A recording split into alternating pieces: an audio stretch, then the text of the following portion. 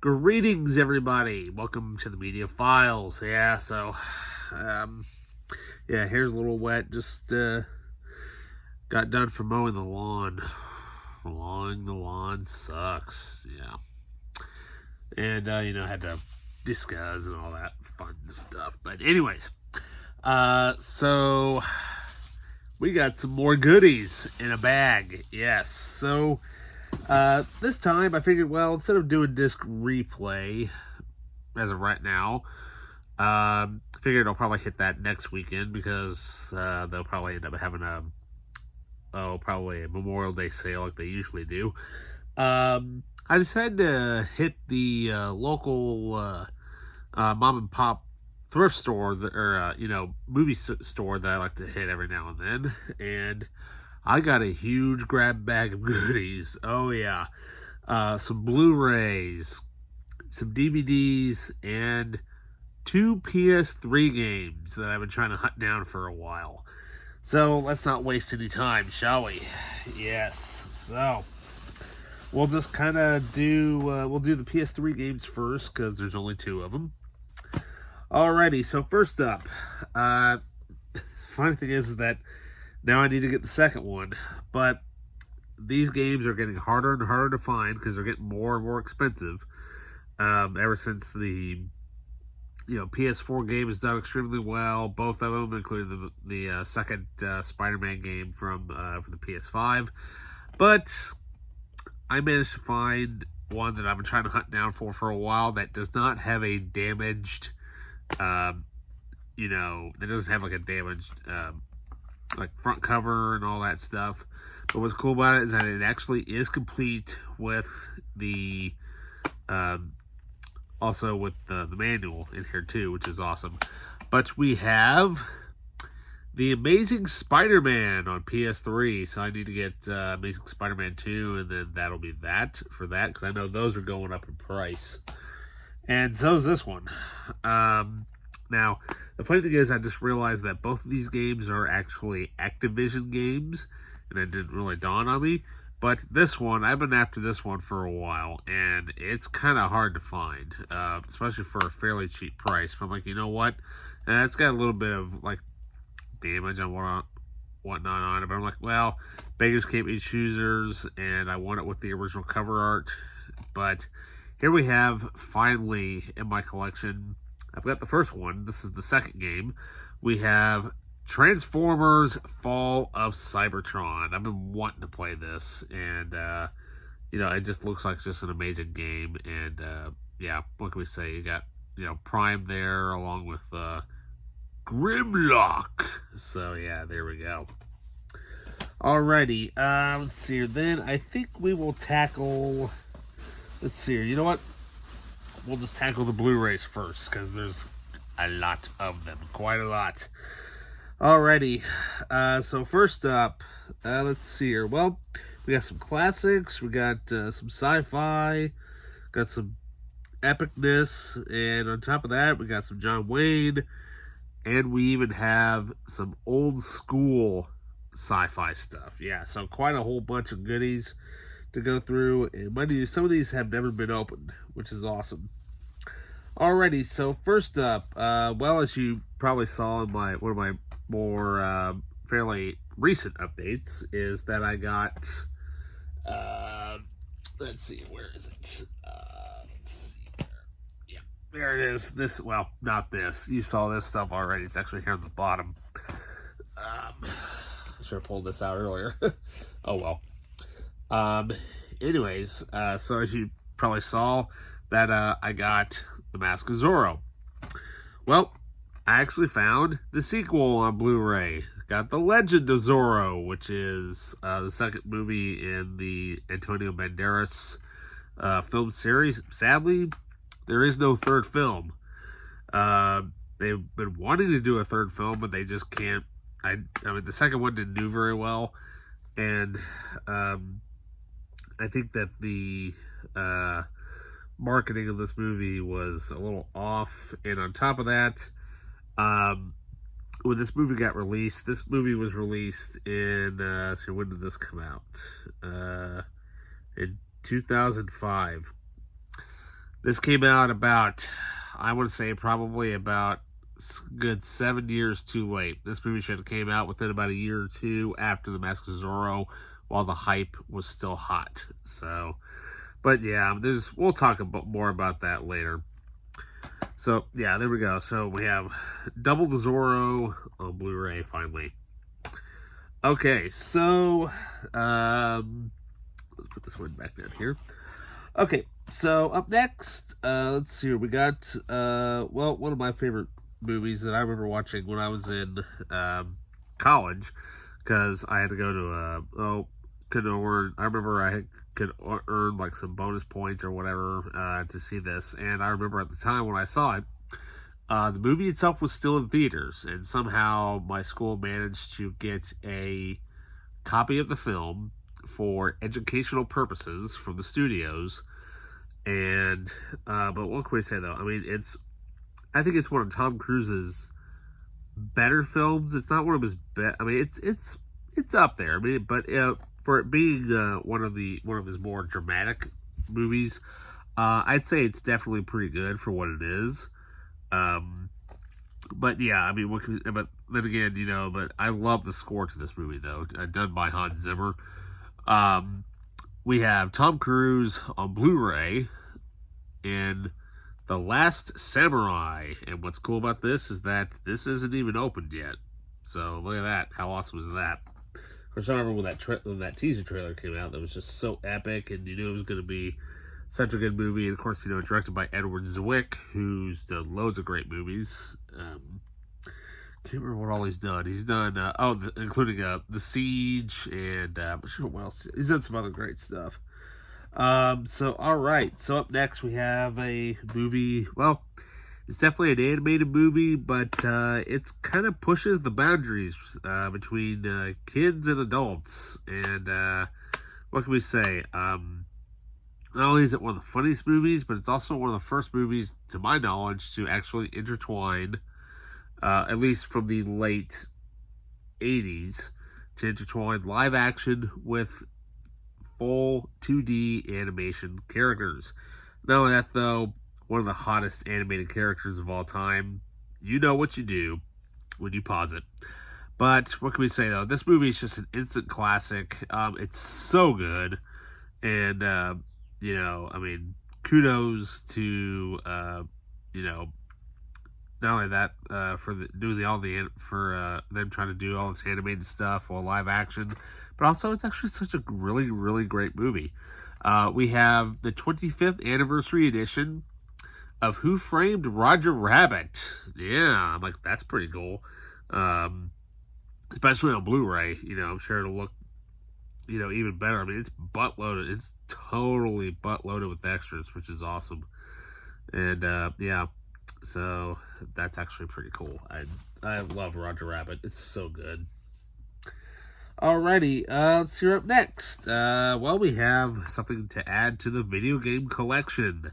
Now, I don't have all of these yet. I'm trying to get them back into my collection. I had several of them at first, but then I kind of just quit collecting them after a while because they were either hard to find or I never could find them.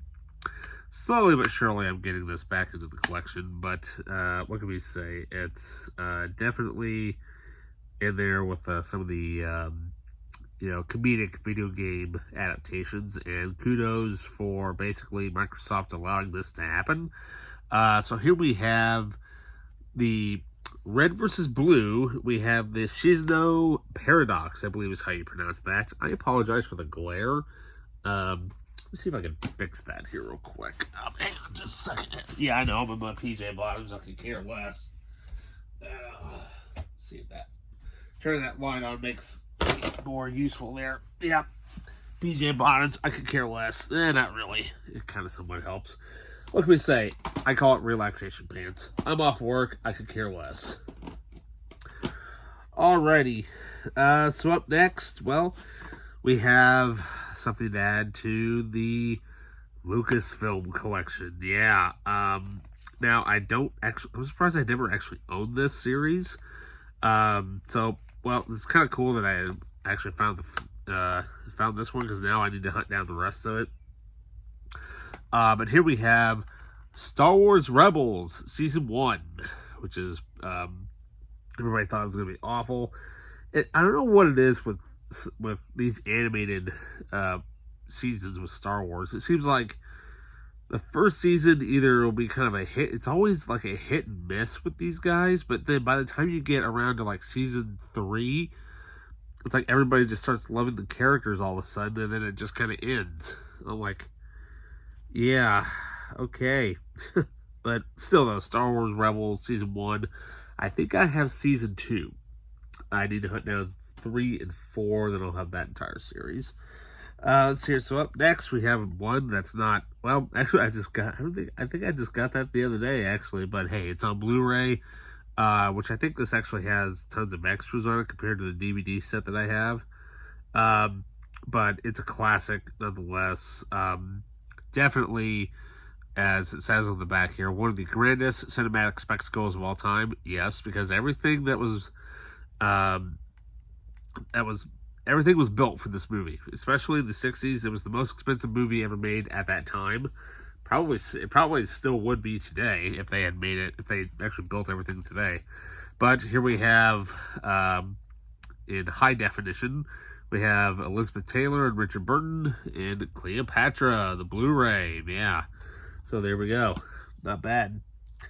Alrighty. Let's see. Then up next, we have something to add to the Scream Factory collection. Yeah, I don't have very many of these. I know loads of people have basically all of them. And, yeah, if I can find them, I'll get them. But only at a fairly decent price, because I don't like really buying stuff full price hardly anymore, because, you know, when you can find a whole bunch of stuff for cheap. Yeah, so here we have actually a double feature. It's at least it's on Blu-ray, but I think some of these might actually go for some money right about now. But so here we have the Scream Factory double feature of Love at First Bite and Once Bitten. And of course that movie stars a very young Jim Carrey, definitely around the time of when he was still early on in his comedic years, you know, very early on in his career. I would say this came out right around the time of the Deadpool, which is the 5th film in the Dirty Harry series, because that was his motion picture film debut, if my memory serves me right. Alrighty, then up next we have a movie that I've heard great things about, but I think it's actually one of those movies that's really hard to find. I think, from what I can remember reading or something like that, like one of those lists where it's like, hey, try to hunt down these movies while you can on physical media, even if it's on DVD or Blu-ray. All I know is that this has Angelina Jolie in it, and I've never actually seen it, but I heard it's pretty good. But this actually is the Shout Factory release. We have Hackers, the 20th Anniversary Edition, which is loaded with special features and loads of, I mean, it sounds awesome. Hey, not bad at all. This is only $3, by the way. So most of these Blu-rays were like $3, so you can't beat that. Especially these next 4. These are definitely hard to find, especially on Blu-ray. I can't believe I found all 4 of these. Okay, so now this one, I've seen this one before. This one's really, really good. And what can we say? This is actually part of the Ray Harryhausen collection. And what's cool about these is that you, at any time when you are watching the film, you can swap between the black and white and the digitally colorized editions of the movies, which is actually pretty cool. And this thing is actually loaded with extras. I mean, it's just awesome. So which one am I talking about? Well, of course, this one definitely is a must-see if you enjoy good old, alien invasion type movies.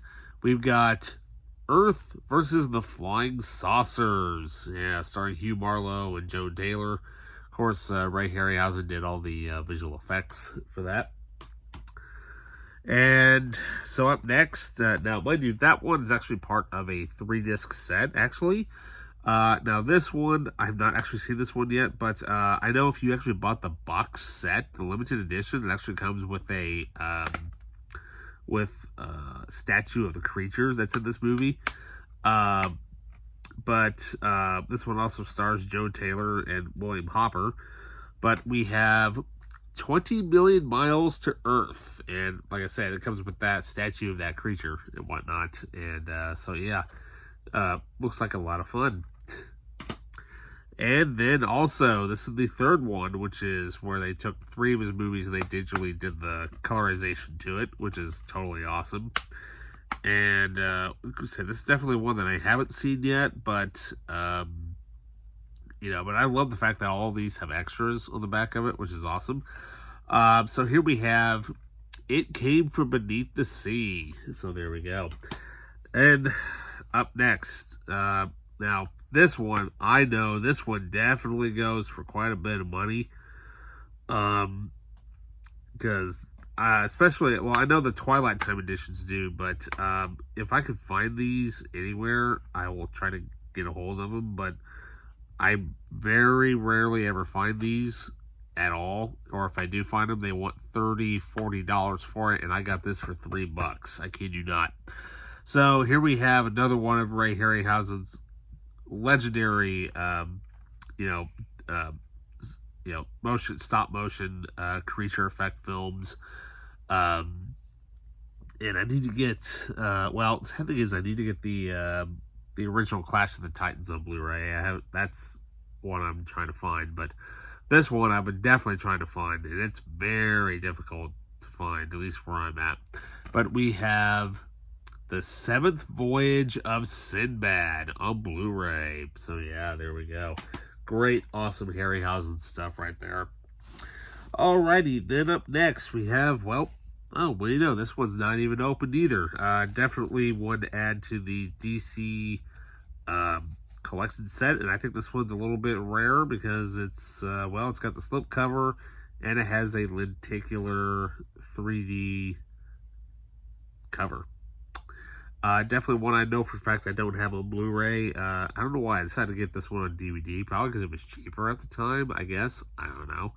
But we have the first film of the 2 films. We've got Shazam with this really cool lenticular slipcover here, and it's still the shrink wrap. That's awesome.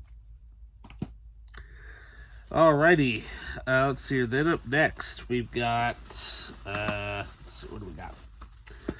Let's see. Now we have a what can we say? If you like Luc Besson movies, the Professional, The Fifth Element, Columbia, all those type of movies. This one, it looks pretty awesome. I've not actually seen it yet, but what can we say? I got it on Blu-ray, and because the DVD didn't really have any bonus features on it, so I'm like, you know what? I want the Blu-ray instead. And it just looks like an awesome, fun movie for about 90 minutes.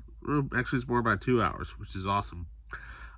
So here we have Luc Besson's Anna, which looks pretty cool. Yeah, another one of those hitman, government assassin type movies. But I'm like, it's Luc Besson, so you know it's going to be good.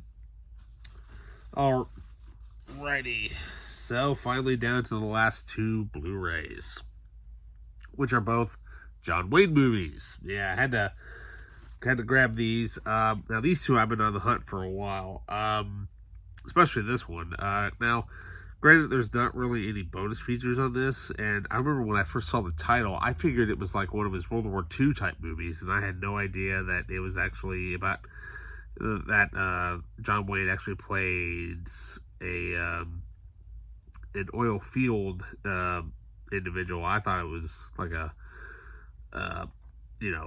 World War II type of movie, just given the fact of the name of the movie. But here we have John Wayne and Catherine Ross in Hellfighters. Yeah, so there we go. Can't go wrong with some John Wayne in your collection.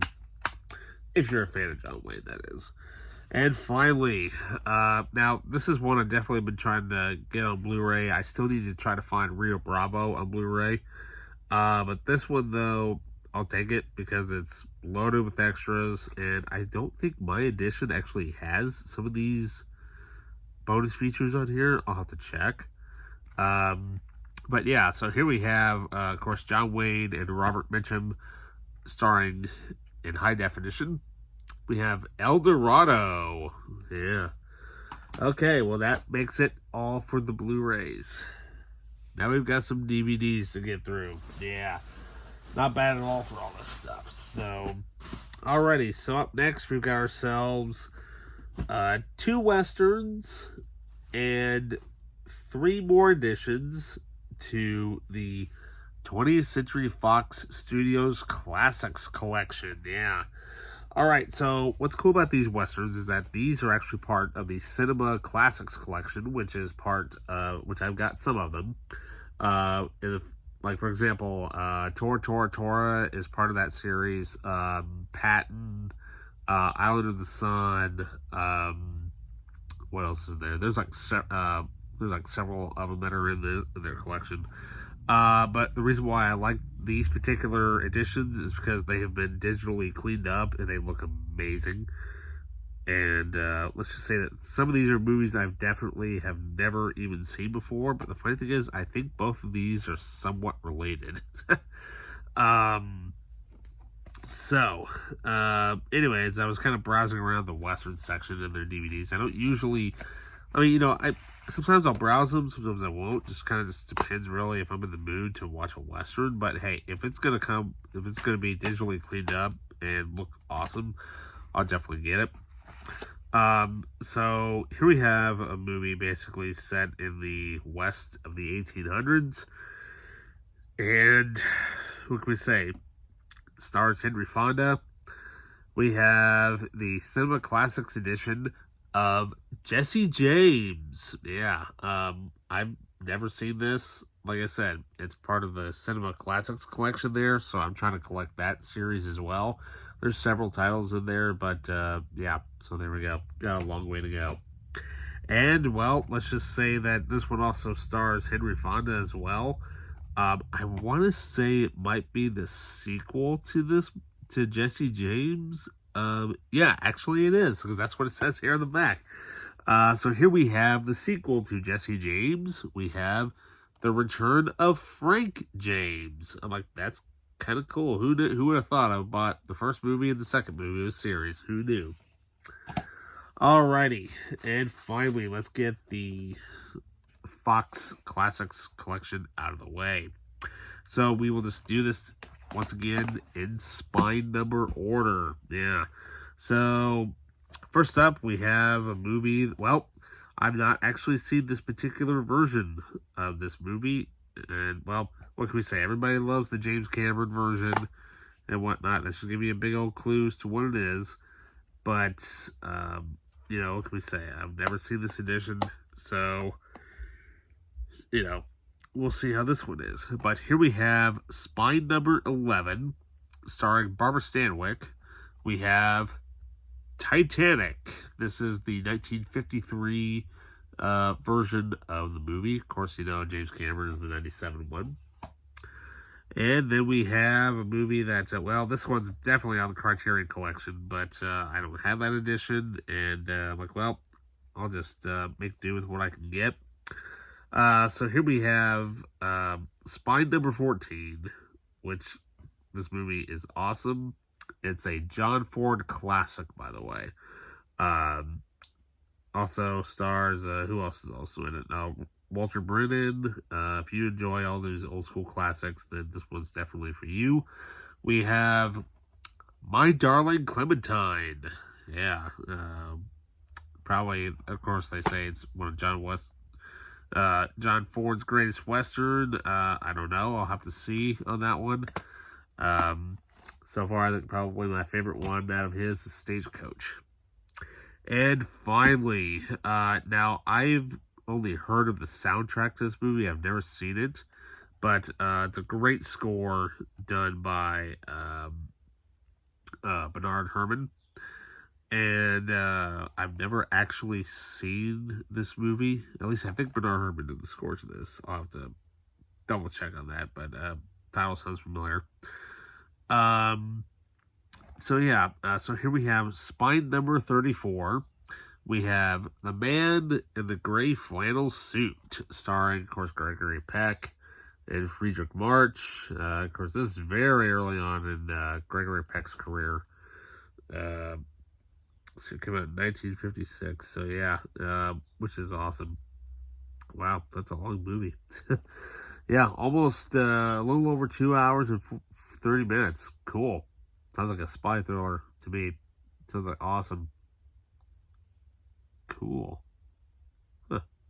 All right. Anyways, so yeah, not a bad haul of goodies there. You know, especially for all those Blu-rays. You know, some great stuff there.